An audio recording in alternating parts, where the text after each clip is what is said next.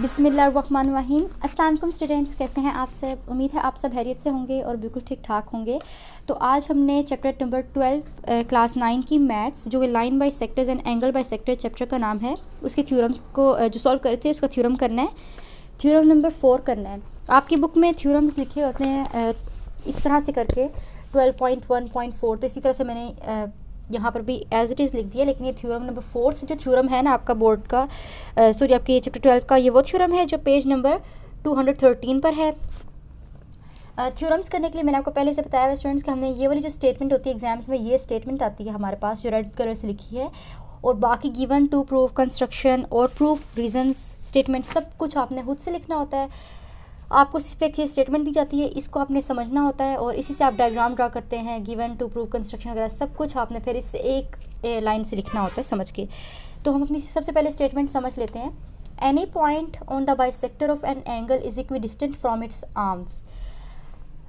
इस थ्योरम में कहा क्या जा रहा है, एनी पॉइंट, कोई पॉइंट है, ऑन द बाइसेक्टर पर ऑफ एन एंगल, एक एंगल के बाइसेक्टर के ऊपर कोई पॉइंट है, is equi distant from its arms, जिसका डिस्टेंस जो है वो इक्वल है आर्म्स के साथ। ठीक है, ये स्टेटमेंट की मैंने ट्रांसलेशन कर दी। अब इसी वाली स्टेटमेंट में से गिवन आपका लिखा जाएगा, ये इस स्टेटमेंट के स्टार्ट में से, और जो आपने प्रूफ करना है वो स्टेटमेंट के एंड में से लिखा जाएगा, जो स्टेटमेंट के लास्ट में जो उनसे वर्ड्स हैं उनमें से लिखा जाएगा। जैसे कि मैं आपको बाद में डायग्राम बनाती हूँ, पहले मैं आपको गिवन और टू प्रूफ बता देती हूँ इस स्टेटमेंट में से। Any point on the bisector of an angle, a point P on OM। अब ये पॉइंट P है कोई एंगल बाइसेक्टर पर, तो उसका नाम OM है। डायग्राम में बता दूंगी मैं आपको। The bisector of angle AOB, angle AOB bisector है, उस पर लाइन OM पर हमारे पास पॉइंट P है। यहाँ तक की हमने बात कर ली। अब टू प्रूफ में क्या है, PQ is congruent to PR। ऐसे करते हैं, पहले डायग्राम बना लेते हैं, उसके बाद मैं आपको ये गिवन और टू प्रूफ करवाऊंगी, क्योंकि इसमें हमने लेबलिंग की हुई है और वही नाम यूज़ किए हैं। तो पहले डायग्राम ड्रा कर लेते हैं जी। तो स्टूडेंट्स डायग्राम ड्रा कर ली है। हम अब डायग्राम को देख के क्वेश्चन की स्टेटमेंट को समझते हैं और गिवन टू प्रूफ भी अपना समझ लेते हैं। Any point on the bisector of an angle, हमने क्या किया, एंगल बाइसेक्टर ड्रा हुआ है। हमने कहा कि any point on the bisector, जब बाइसेक्टर ड्रा किया तो उसके ऊपर एक कोई पॉइंट था, उस पॉइंट को बोल दिया P और कहा कि उसका डिस्टेंस उसकी आर्म्स के इक्वल होगा। ये चीज़ प्रूव करनी है कि उसका डिस्टेंस उसकी आर्म्स के इक्वल होगा। मतलब जो ये बीच वाला डिस्टेंस है, आर्म्स हैं, ये जो इसकी जो साइड्स हैं AM और B, ये वाली, ये इसकी आर्म्स हैं। जो डिस्टेंस है, यहाँ का डिस्टेंस और यहाँ का डिस्टेंस वो सेम होगा, ये बात हमने प्रूव करनी है। तो गिवन में क्या लिखा, गिवन में लिखा है, डायग्राम देख के अगर हम कहें कि a point P on OM line draw की थी एंगल के ऊपर, और हमने कहा कि उसके ऊपर एक कोई पॉइंट P है, OM के ऊपर है। The bisector of angle AOB, जो कि बाइसेक्टर है एंगल AOB का। ठीक है, ये गिवन हो गया। अब टू प्रूफ पे आते हैं। टू प्रूफ में हमने वो लिखना जो हमने प्रूव करना है थ्योरम में। ठीक है, तो थ्योरम में हमने यहाँ से लेके यहाँ तक की चीज़ को प्रूव करना है। Is equi distant from its arms, कौन इक्वी डिस्टेंट है, वो जो पॉइंट है एंगल के बाइसेक्टर पर। ठीक है, तो PQ is congruent to PR। Basically हमने प्रूफ करना है कि ये जो डिस्टेंस है, ये डिस्टेंस इक्वल है। P is equal distant from, P जो है वो इक्वल है from OA and OB। Basically यहाँ का जो डिस्टेंस है वो इक्वल प्रूफ करना है। ये टू प्रूफ में हमने लिख दिया। अब कंस्ट्रक्शन क्या है, कंस्ट्रक्शन वो है जो हमने डायग्राम ड्रा की कि draw PR is perpendicular to OB, कि ये वाली जो लाइन्स ड्रॉ की है ना डॉटेड, ये कंस्ट्रक्शन में है कि PR जो है ना, PR ये परपेंडिकुलर हो गया है OA के। अगर इस साइड से डायग्राम को उल्टा करके ऐसे करके देख लें, पूरा रोटेट कर दें, तो 90 डिग्री का एंगल बन रहा है हमारे पास। तो इसलिए क्या है कि PR जो है वो परपेंडिकुलर है OA के, और PQ परपेंडिकुलर है OB के। देखिए PQ परपेंडिकुलर टू OB, ये देखिए ये ऐसे, ये 90 डिग्री का एंगल बन रहा है ना, तो इसलिए ये बात बोली है। ये होगी कंस्ट्रक्शन। तो अब इसके बाद हमने करना है प्रूफ। प्रूफ के अंदर स्टेटमेंट्स एंड रीजंस को लिखना है, और कुछ वो उन स्टेटमेंट्स एंड रीजंस के ज़रिए हमने ये कंक्लूड करना है कि PQ जो है वो कॉन्ग्रुएंट है PR के, या P is equidistant from OA and OB, जो कि थ्योरम में प्रूफ करने को कहा गया है। तो चलिए हम प्रूफ और स्टेटमेंट्स रीजंस लिखना शुरू करते हैं। जी, तो हमने अपना प्रूफ स्टेटमेंट्स एंड रीजंस लिख लिया। अब हमने स्टार्ट कहाँ से करना है थ्योरम को, तो देखें स्टूडेंट्स, यहाँ पे डायग्राम के अंदर हमारे पास हमें लग रहा है कि ट्रायंगल्स बन रहे हैं, ऐसा ही है ना। ये पी ओ क्यू ट्रायंगल बन रहे हैं ना, इसी तरह से पी ओ आर, ये कुछ इस शेप के ट्रायंगल्स बन रहे हैं ना। ये ऐसे दो ट्रायंगल्स जुड़े हुए जिनमें सेम कॉमन लाइन ये वाली है, ऐसा ही है ना। तो ये जो ट्रायंगल्स बन रहे हैं, इन ट्रायंगल्स को हमने यूज़ करना है और अपनी बात जो प्रूफ करना चाहते हैं वो प्रूफ करनी है। तो हमने क्या कहा, हमने कहा इन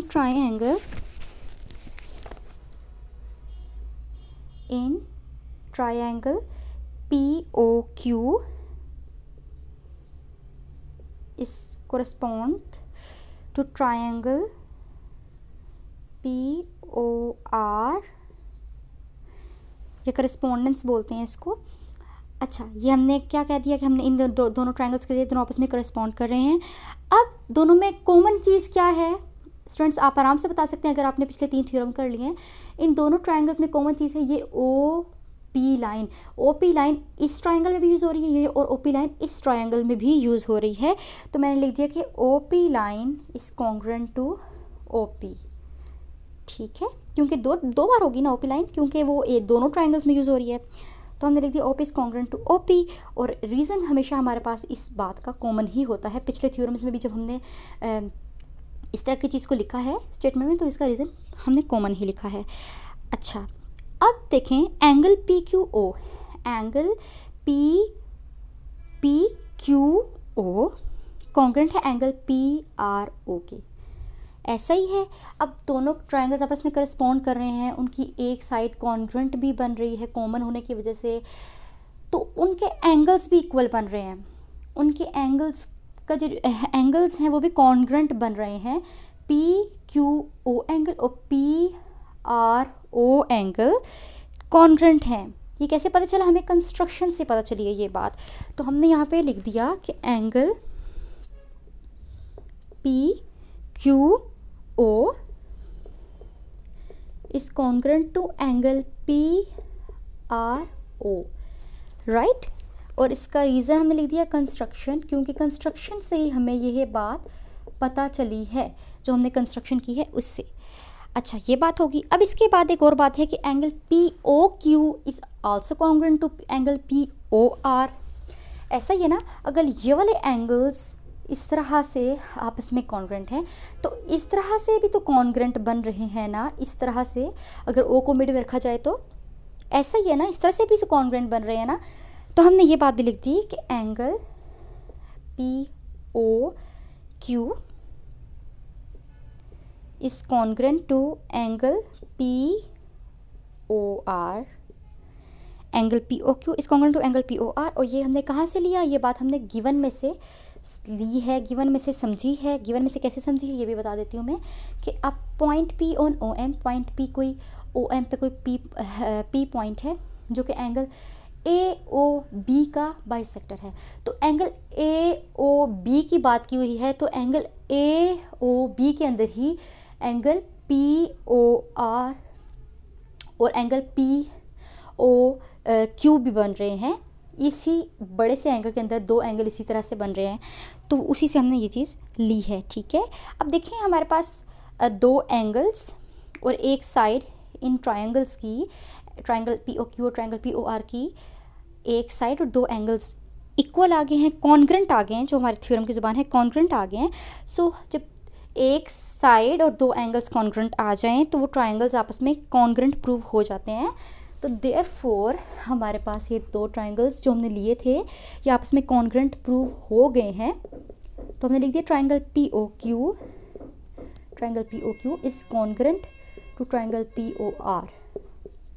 ये दोनों ट्रायंगल्स कॉन्ग्रुएंट प्रूव हो गए, क्यों? क्योंकि इनमें एक साइड और दो एंगल्स कॉन्ग्रुएंट हैं। तो हमने यहाँ पे भी लिख दिया कि side angle is congruent to side angle, कि साइड एंगल बेसिकली हमारे पास ये हमारे पास लिखने का तरीका होता है थ्योरम में, पोस्टुलेट भी बोलते हैं इसको।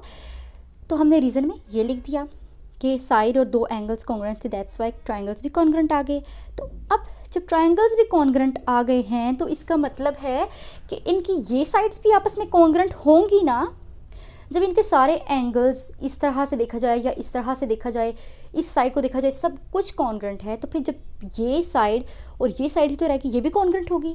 तो इस सारी की सारी चीज़ से हमने कंक्लूड किया कि हेंस दो ट्राइंगल्स अगर कॉन्ग्रेंट हैं तो ऑब्वियस सी बात है कि पी क्यू भी कॉन्ग्रेंट होगा पी आर के। तो जब ट्राइंगल्स कॉन्ग्रेंट प्रूव हुए तो पी क्यू कॉन्ग्रेंट प्रूव हो गया पी आर के साथ ऑटोमेटिकली, ठीक है, क्योंकि दोनों ट्राइंगल्स ही कॉन्ग्रेंट प्रूव हो गए तो उनमें जो साइड है वो भी बहुत नॉर्मल सी बात है कि वो भी कॉन्ग्रेंट होगी। और रीज़न ये है कि corresponding sides of congruent triangles के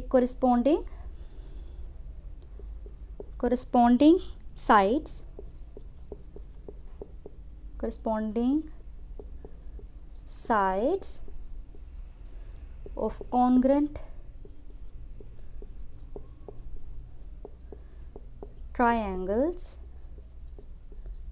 जी, तो यहाँ पे जो थ्योरम है हमने प्रूव कर दिया है, कंप्लीट थ्योरम जो है वो प्रूव हो गया है। जो चीज़ हमने प्रूव करनी थी वो प्रूव हो गई है। तो उम्मीद है स्टूडेंट्स आपको ये थ्योरम समझ में आ गया होगा और इसकी statement, given to prove, construction और proof statements, reasons with diagram सब कुछ क्लियर हो गया होगा। अगर आपको वीडियो अच्छी लगी है, थ्योरम समझ में आ गया है, यूज़फुल लगा है, तो इस वीडियो को प्लीज़ लाइक कर लें, अपने फ्रेंड्स के साथ शेयर कर लें, जो भी क्लास फेलोज़ हैं उनके साथ भी शेयर कर लें ताकि वो भी इस वीडियो से हेल्प ले सकें। और चैनल को सब्सक्राइब कर लें ताकि आने वाली न्यू वीडियोस का नोटिफिकेशन, जितने भी न्यू थ्योरम्स में अपलोड करती हूँ या जितने भी न्यू चैप्टर्स के सॉल्यूशंस में अपलोड करती हूँ क्लास 9th के, उनका नोटिफिकेशन आप तक टाइम पर पहुँच जाए। बेल आइकन लाजमी क्लिक कर लीजिएगा ताकि आपको वो नोटिफिकेशन मिलता रहे साथ साथ। तो अब मैं आऊँगी नेक्स्ट वीडियो के साथ जिसमें हम लोग नेक्स्ट थ्योरम को सॉल्व करेंगे। तब तक के लिए अल्लाह हाफिज़।